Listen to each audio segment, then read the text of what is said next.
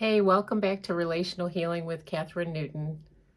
I wanted to talk today about an issue that is near and dear to many trauma survivors, and I call it difficulty with moving beyond protest.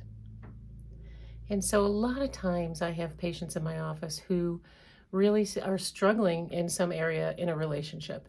And usually it's some behavior that the person that they're with is doing that they're trying to get that person to stop doing. And sometimes, obviously this can happen in our relationships with our kids also. So I want you to think about those two areas as you're listening to me talk about this moving beyond protest topic. So when we don't like something, we tell the person, I don't like this, you're doing this, I'd really appreciate it if you stop doing this. And then we make the mistake, and this is right where we get into trouble, is we make the mistake of continuing to protest. And so the person does it again and we protest. And the person does it again and we complain. And the person does it again and we yell. And the person does it again and we get frustrated and we talk to our friends about it. And we complain to our friends about it. And we just get more and more frustrated and angry until one day we just blow up. And we decide that, the relationship's over. So I encourage people and I really challenge people to think about the concept of moving beyond protest immediately. Okay? So it might look something like this. Hey, I told you last week that I wasn't okay with you watching pornography, and I see that you're still doing it. That's not okay with me. I'm not willing to be in a relationship with someone who's using pornography. So if you're not willing to get help by next Friday and show me the help that you're getting, then I'm going to need to leave this relationship until you get help. That's moving beyond protest. That's you hanging on to your power, taking back your power, and stop talking about the issue and hoping that it's going to change when you're not setting any consequences for the person's behavior. Now, guys, this is just human nature. We don't change unless there's a consequence.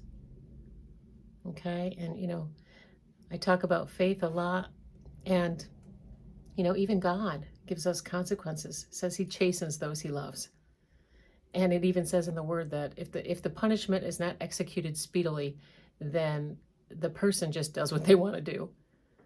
And so consequences are really helpful and they're very loving. I want to say one more thing to you guys is that letting people continue to treat you badly or have bad behavior and screaming and yelling or complaining all the time is not loving. So a lot of times women will come in my office or men will come in my office and say, I love him so much. I love that person so much. No, that's not love. I got to call you on that. That's not love. Letting people treat you badly is not loving them because you're not holding them accountable. They can't grow. They can't change. And it's not loving you because you're allowing yourself to be treated badly. So I want you to really chew on that a little bit and think about how you can move beyond protest. I call it the grace and truth approach. I've talked about it in other videos. I like the approach of giving the person grace and then setting a limit. So grace and truth. So, hey, I know that you're super stressed out and that things have been really rough lately, but it is not okay to use pornography in the house. And if you continue, this is what I'll be doing.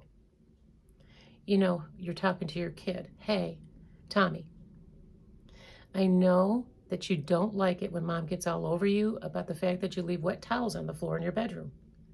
I know it's hard for you to remember to pick them up, but one of the things you can't do is leave them on the floor. And if you continue, I'll be taking your Game Boy away for the next week.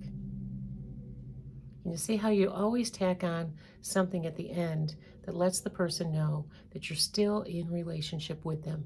You are not abandoning them. They have a choice based on your boundary about whether they want to stay in the relationship or not. So when you say to your husband or your boyfriend, if you're not willing to get help by next Friday, then I'll be leaving this relationship until you do get help. You're not saying, I'm out of here and storming out the door. You're saying, this is what I require to be in a relationship with me. These are my boundaries. I'm taking responsibility for them, and then you get to choose whether or not you want to stay in the relationship.